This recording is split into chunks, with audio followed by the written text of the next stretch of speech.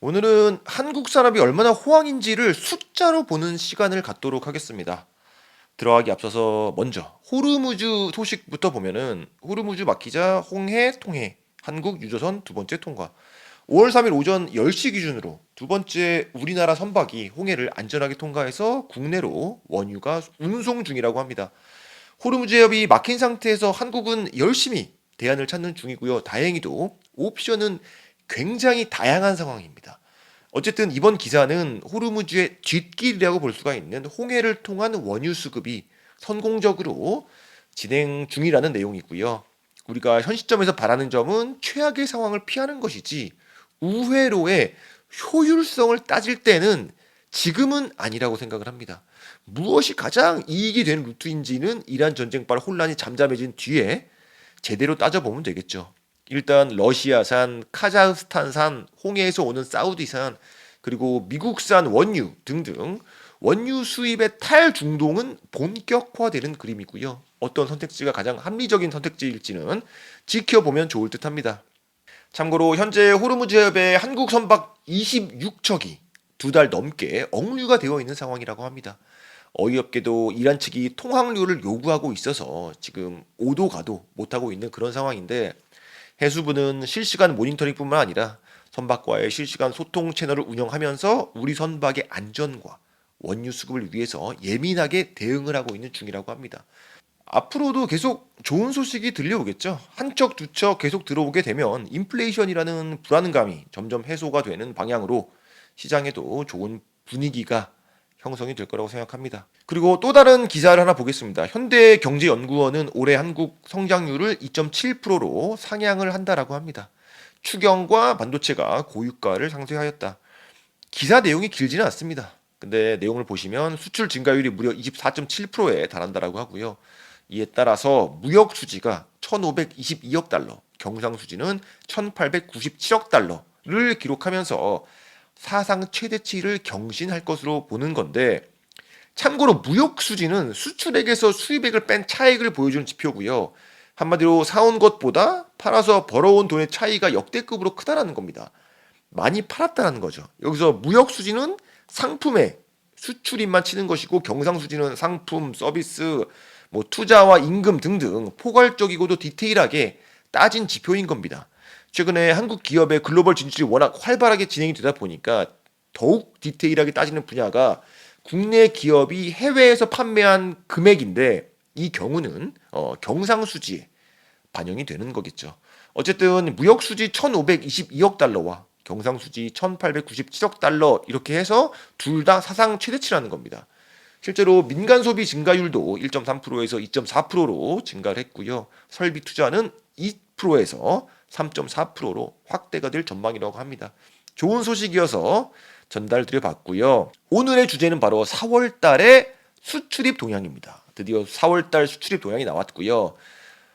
이번 자료에는 엄청난 내용이 담겨져 있는데 내용을 보기 전에 수출입 동향 자료가 중요한 이유를 좀 강조하고 싶습니다. 이 자료는 산업통상부에서 만든 자료고요. 대한민국 정책브리핑 홈페이지에서 누구나 열람을 할 수가 있습니다.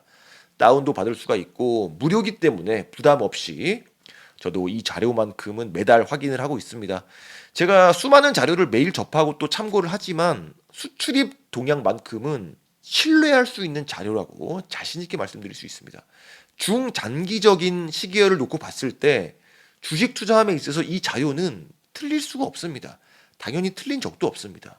이번 코스피 6천 랠리가 오기 전에 주가가 한참 부진하던 시기에 에프킬라 방송에서도 수출입이 좋은 상황이기 때문에 주식 폭락 걱정은 할 필요가 없지 않을까라고 말씀드린 적이 있었는데 뭐 투심이 언제 살아나냐라는 것은 알 수가 없는 거지만 실적이 좋은데 하락장이 오는 경우는 별로 없기 때문에 수출입의 동향은 결국 국가를 기업으로 치면 실적이나 마찬가지인 겁니다. 그러니까 안드레 코스톨라니의 말대로 목줄이 채워져 있는 개 마냥 실적이 가면 주가도 따라간다라는 거죠. 언론사 기사나 증권사 리포트의 경우는 주관적이거나 편향적인 경우가 상당히 많습니다. 증권사도 그렇고 언론사도 그렇고 기업이잖아요. 기업의 이익을 대변하는 방향으로 프레임이 짜여질 수밖에 없다라는 겁니다. 그러다 보니까 기사를 읽고도 아무리 관심이 가도 반드시 크로스 체크를 하셔야 되고, 저는 기사를 보고서 투자 결정은 절대로 안 합니다. 더블 체크, 트리플 체크, 크로스 체크 한 뒤에 맞으면 투자 결정을 하지, 기사만 보고서 뭐 증권사 리포트만 보고서 투자 결정을 하는 경우는 제로입니다. 제로. 왜냐하면 잘 맞지도 않고, 맞는다라고 해도 얻어 걸리는 느낌이지 이 정보의 방향이 편향적이기 때문에 신뢰가 안 된다는 거죠. 반면에 수출입 동향의 경우는 국가가 만드는 자료고 또 객관적인 상황을 숫자로 투명하게 보여주는 자료이기 때문에 대한민국이라는 수출 국가 입장에서는 실적 발표나 마찬가지라는 겁니다. 어쨌든 몇 개의 중요한 그래프만 보도록 하겠습니다. 관심 있으신 분은 제가 링크를 걸어 놓겠습니다. 36페이지에 달하긴 하지만 한번 훑어보시기를 추천을 드립니다. 일단 대한민국은 역사상 처음으로 2개월 연속 수출 800억 달러를 넘었고요. 무역 수지도 2달 연속으로 200억 달러를 넘었습니다. 이게 얼마나 대단한 숫자냐면은 사상 최초입니다. 그래프를 보시면 딱 봐도 이전과는 달리 600억 달러대로 이제 완전히 레벨업을 한 것을 볼 수가 있고, 단 한 번도 달성해 본 적이 없는 고지라는 거죠. 그러니까 주가가 아무리 올랐다라고 해도 실적도 같이 올라버렸기 때문에 이제 증감률이라는 기대감까지 반영을 하는 게 주식의 속성이라고 친다면 코스피가 앞으로 더 상승을 한다라고 해도 전혀 이상할 게 없다라는 거죠. 그 근거를 뒷받침해주는 자료라고 볼 수 있겠습니다. 어떤 불확실성이 또 등장할지는 모르겠지만 이란 전쟁조차도 지금 한국 증시의 상승을, 수출 실적을 덮지는 못하고 있잖아요. 어쨌건 그만큼 실적이 대단하다는 것이고요. 이 배경에는 당연히 반도체가 있는 겁니다. 표를 보시면 규모의 경제로 보나 상승률로 보나 반도체랑 컴퓨터가 압도적인 것을 볼 수가 있습니다. 반도체는 전년 대비 상승률 173.5%, 컴퓨터는 515% 상승인데, 어쨌든 여기서 컴퓨터도 반도체입니다. 컴퓨터가 의미하는 게 SSD 완제품을 말하는 거거든요. 근데 SSD의 구성품이 뭡니까? 낸드 플래시랑 디램이기 때문에 삼전이랑 하이닉스가 제조하는 컴퓨터 부품인 거죠. 예전에는 HDD라는 하드 드라이브를 썼었는데 이제는 플래시 드라이브로 바뀌었다라고 하잖아요. 거기에 들어가는 플래시가 의미하는 게 바로 반도체의 낸드 플래시 메모리인 겁니다. 어쨌든 스케일이 큰 반도체로 봤을 때 이제 173.5%가 상승률인 것이고요.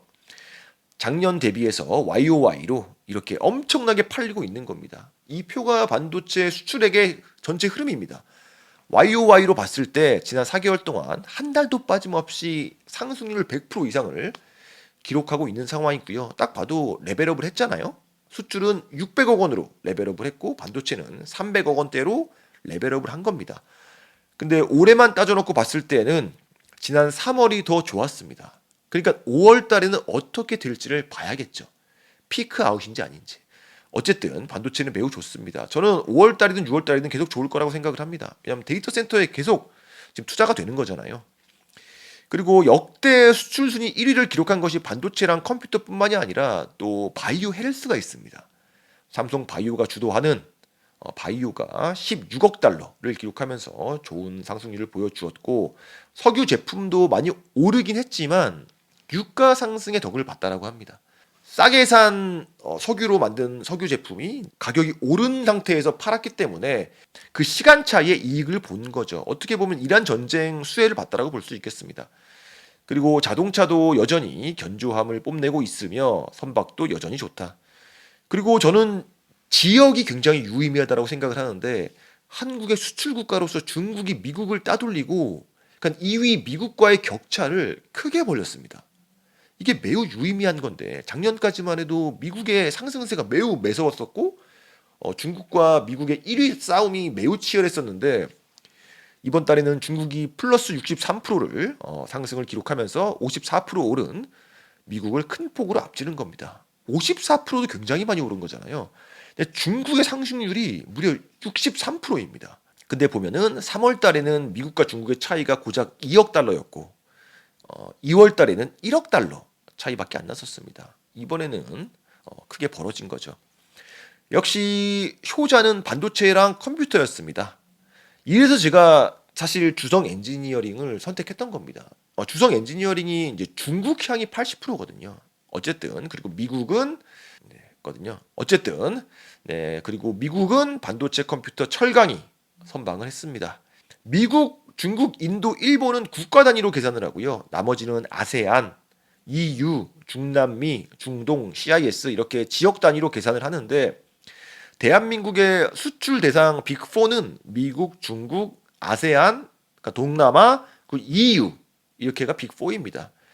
특히 아세안이 상당히 고성장을 하는 중인데 베트남의 성장세가 무시무시합니다.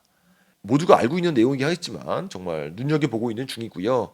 정리를 해보면 빅4 수출 대상 국가들이 모두 다 역대 1위를 기록한 달이고요. 역시 효자는 반도체였습니다. 이 표는 국가별로 수출 증가 품목과 감소 품목을 일목요연하게 나눈 표고요. 천천히 한번 살펴보시길 바라겠습니다.